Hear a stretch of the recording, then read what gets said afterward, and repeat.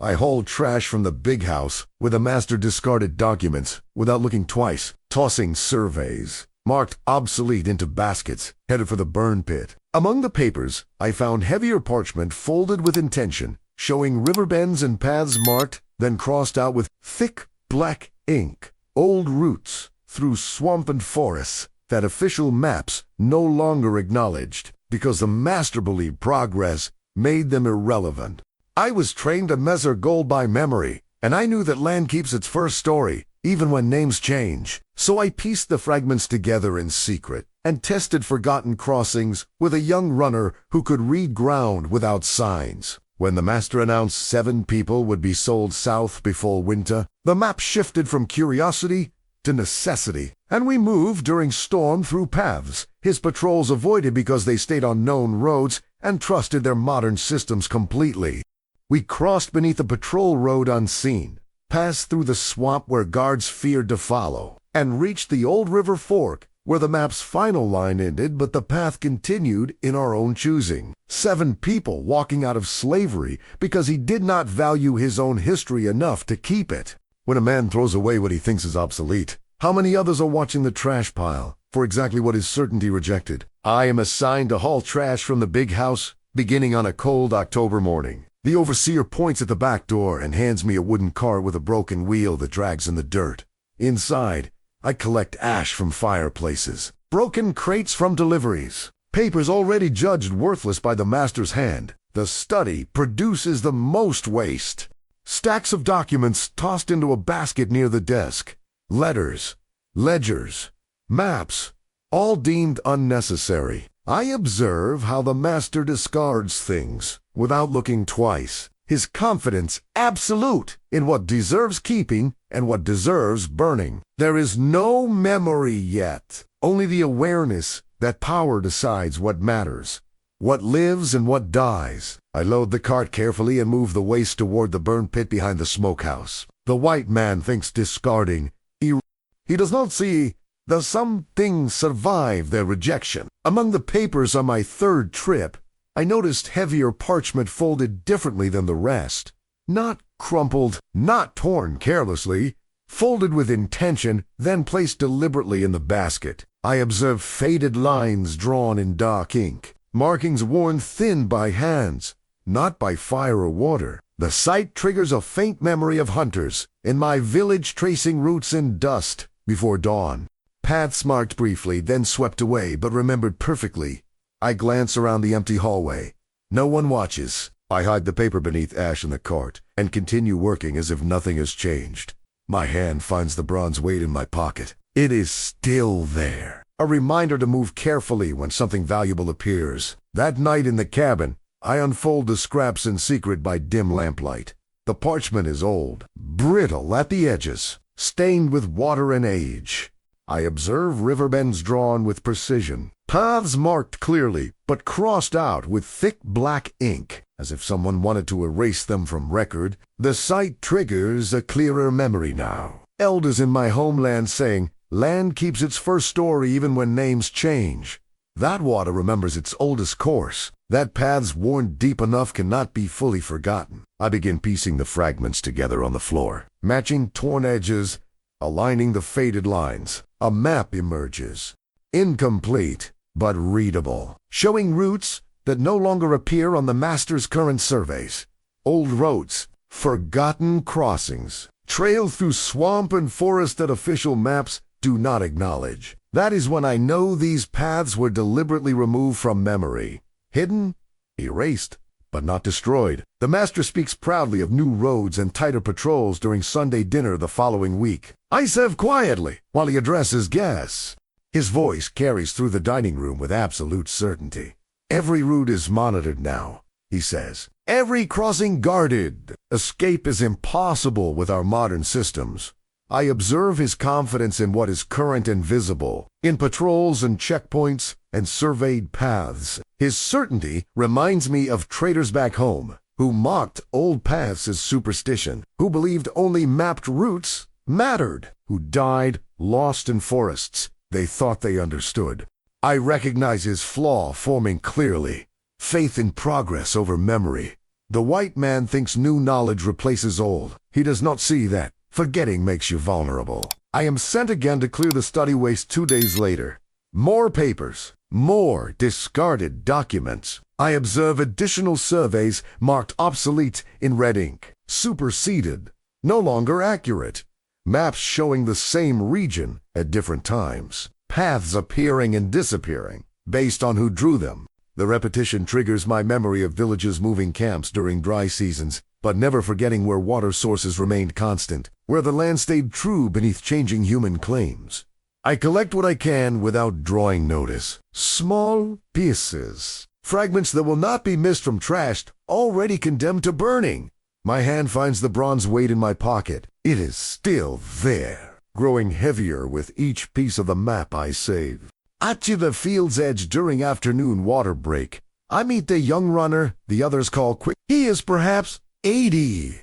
His eyes constantly scanning. He moves faster than overseers expect when sent on errands. I observe how he reads ground without visible signs, how he chooses paths through brush that seem random but lead exactly where he intends. His ease triggers my memory of learning paths by feel in my childhood, not by landmarks, but by the way ground slopes, by how water would flow if rain came, by what the land itself remembers. I watch him closely throughout the week without speaking. In my land, this meant identifying those whose skills matched the need forming. That is when I know he might be able to read what the map shows, to follow what the fragments promise. The master announces on Saturday evening that several families will be sold south before winter. The names are read aloud after supper. 7 people. 3 families broken apart by the selection. I observe fear settle like fog over the quarters. Faces go still. Voices drop to whispers. Children cling to mothers. Men stand rigid with helpless fury. The threat sharpens my memory of forced marshes after my village's betrayal, of watching people disappear down paths they would not return from. The map shifts in my mind from curiosity to necessity. These fragments of discarded paper now represent something more than forgotten roots. They represent possibility, direction, a way out that the master does not remember exists. The white man thinks his current knowledge is complete. He does not see the holes in his certainty. I do not forget.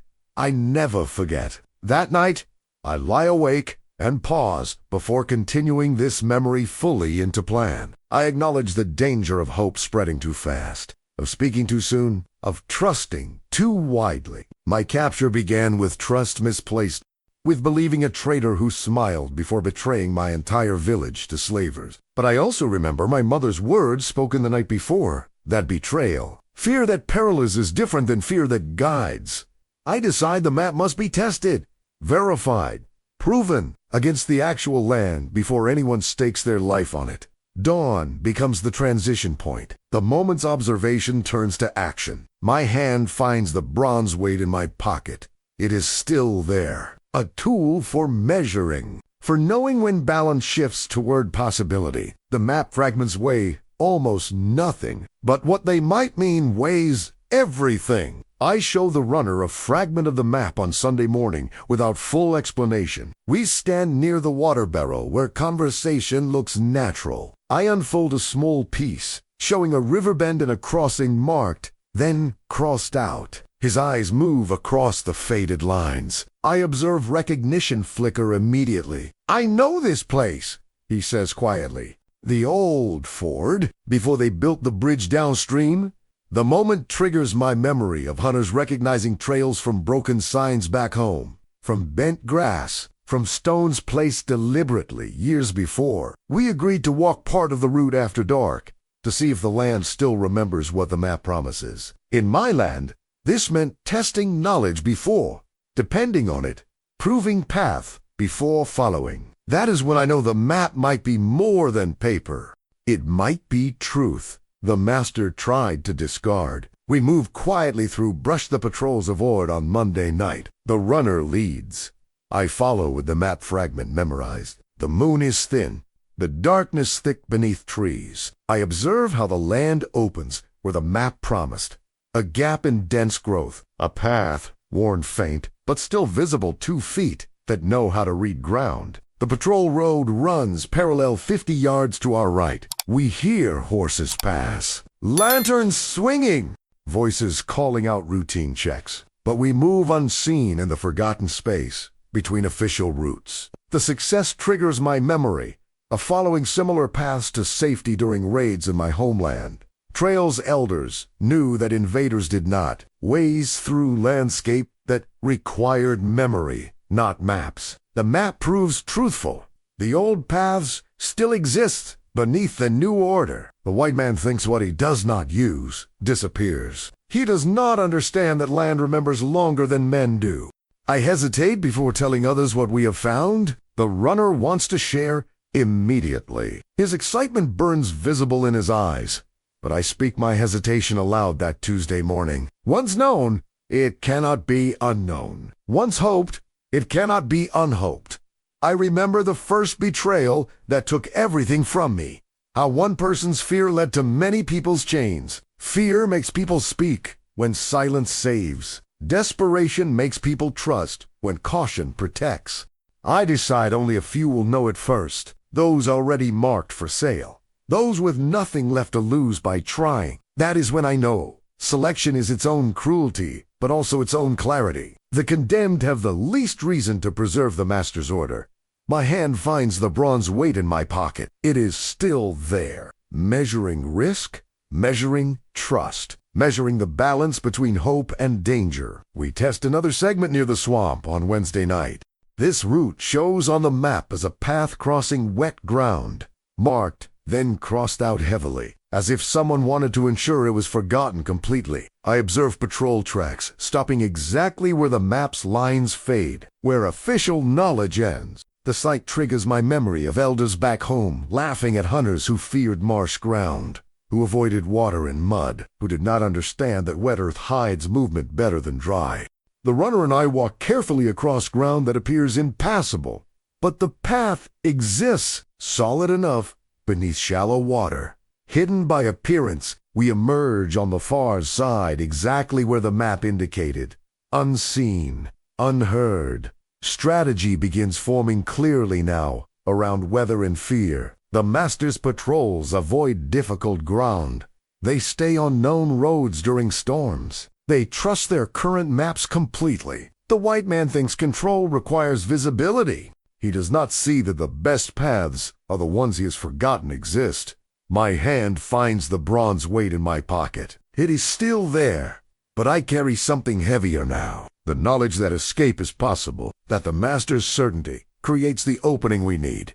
The map is not complete. Many sections remain missing, but what we have might be enough. If we move during storm, if we follow forgotten paths, if we trust what the master has discarded, the memory is the key now. Not just the map fragments, but the understanding that power's blind spots are where survival lives. The master threw away these surveys because he believed progress made them irrelevant. He built new roads and forgot the old ones existed. That forgetting is his weakness. Our opportunity, the crack in his confidence through which we might slip away. I will not speak this hope widely yet, but I will prepare those who must know. Those whose lives depend on the map proving true when the moment comes. The runner understands, without me explaining everything. He sees what the fragments promise. He knows what testing has proven. Together we will guide others through paths the master believes are gone, through routes he erased from record but not from land. That is the plan forming now. Not fully shaped, not completely certain, but real enough to feel its weight. A storm approaches on Friday afternoon. Dark clouds gathering from the west. Wind rising. I observe overseers preparing to stay near the main house and known roads. They secure shutters. They bring horses into covered stables. The storm triggers my memory of traveling under rain back home to erase footprints. How water hid movement. How wind covered sound. Timing becomes clear. Suddenly, the family's marked for sale departs Sunday morning.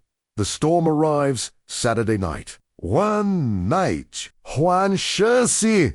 One moment when the master's attention turns inward toward protecting what he values. That is when I know we must move tomorrow. During darkness, during weather, during the brief window between announcement and execution. My hand finds the bronze weight in my pocket. It is still there, but its weight feels different now. Not measuring anymore. Committed, I gather. Those marked for sale on Saturday afternoon in the far tobacco shed where overseers rarely check. 7 pilpla. A mother with 2 young children. A husband and wife. 2 men who work the mill. I speak carefully, directly, without false comfort. There is a path. The patrols do not remember. Old routes through swamp and forest.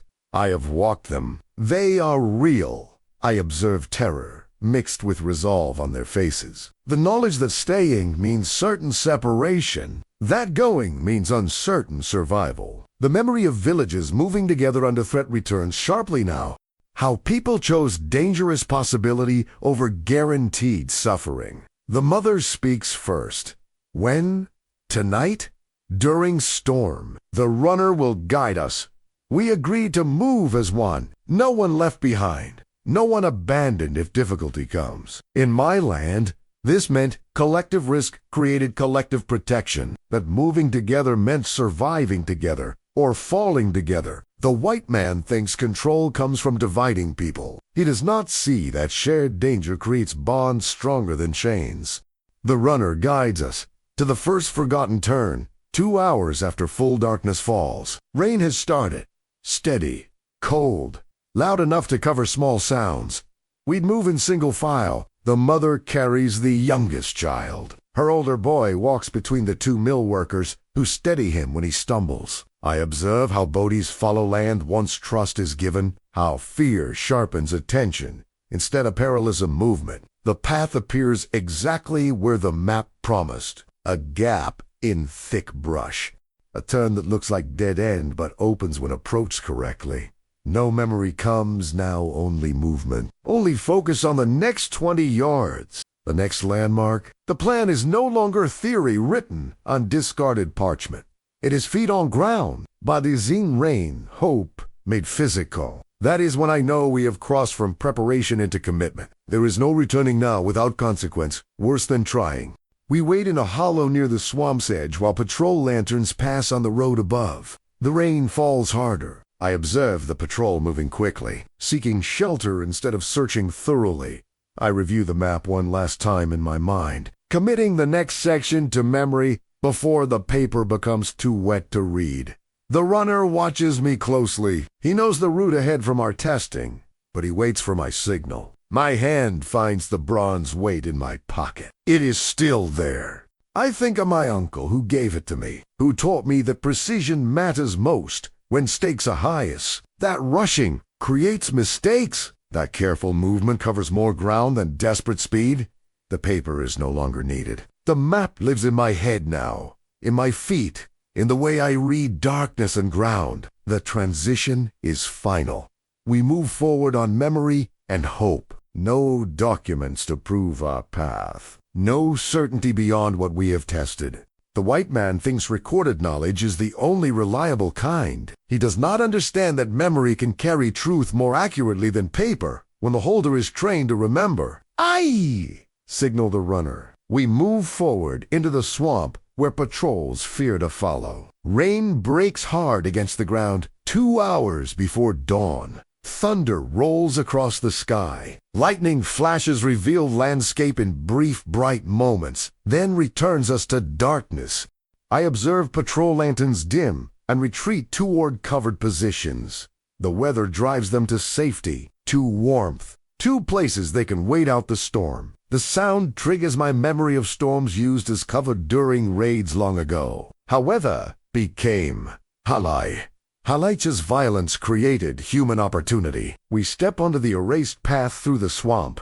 Water reaches our knees. Mud pulls at our feet. The children are lifted onto shoulders. The mother moves between the 2 mill workers who create a chain of hands for stability. The runner leads. I follow, thus ensuring no one falls behind. That is when I know the storm is not obstacle, but gift. The master's comfort is our concealment. The land guides us through brush and shallow water exactly as the map indicated. I observe how the old path still exists beneath new growth. How ground stays solid where surveyors marked crossing points decades before. The map matches what my feet feel, what my hands touch in darkness, what memory promised. Fear sharpens, but does not stop us. The mother whispers encouragement to her children. The husband holds his wife's hand. The mill workers breathe heavy but steady. We continue without speaking beyond necessary direction. The storm covers our movement. The rain washes away our tracks. The white man thinks technology and modern maps make him omniscient. He does not see that forgetting old knowledge creates blind spots larger than any surveillance can fill. My hand finds the bronze weight in my pocket. It is still there, a reminder that we carry tools from before, knowledge from elders, wisdom that survives attempted erasure. We pass beneath a patrol road 2 hours before dawn. The road sits on an earthen rise above the swamp, built to avoid wet ground, built to provide clear sight. I observe the emptiness where guards should be. No lanterns, no horses, no voices call in routine checks. The master's flaw becomes completely visible now. He protects only what he remembers exists. He patrols only recorded routes. The storm keeps our secret by keeping his men inside, by making comfort more attractive than duty. We cross beneath a road unseen, moving through the forgotten space, his confidence erased from consideration. In my land, this meant victory came not from fighting power directly, but from moving where power did not think to look. That is when I know we might actually succeed, that the discarded map might carry us beyond his reach. At the old river fork, we hesitate before crossing. The water runs high from rain, fast, dark. The crossing point marked on the map sits under water now. The runner tests depth with a long branch. The mother clutches her children. The others wait in silence. I pause here, acknowledging the weight of this moment, the fear that is earned, the doubt that is reasonable. I remember elders teaching back home that crossings decide futures, that moving from one side to the other changes what is possible, what can be returned to, what must be left behind. We cross together, I say quietly, or we do not cross. The mill workers move first, creating a chain across the current. The runner guides the mother and children between them. The husband and wife follow. I come last, feeling the water pull, feeling the weight of the bronze piece in my pocket. We cross together, all 7. No one lost a current or fear or hesitation. On the far side, we stand in rain and darkness and realize we have left plantation land behind. The white man's authority ends where his memory ends. We are beyond both now. Dawn approaches as we move beyond the river into forest. The map no longer charts. I observe exhaustion mixed with disbelief on faces visible in growing light. We have walked through the night, through storm, through roots the master forgot existed. The map's final line ends at the river crossing. But the path continues now, in our own choosing. Memory has carried us far enough. From here, we must find our own way. The mother's children sleep against her shoulder. The husband and wife lean together. The mill workers breathe easier in air that smells different, freer. That is when I know the map gave us exactly what we needed. Not complete certainty, not guaranteed safety, but a beginning, a way through the master's blind spot. A path he discarded that saved us.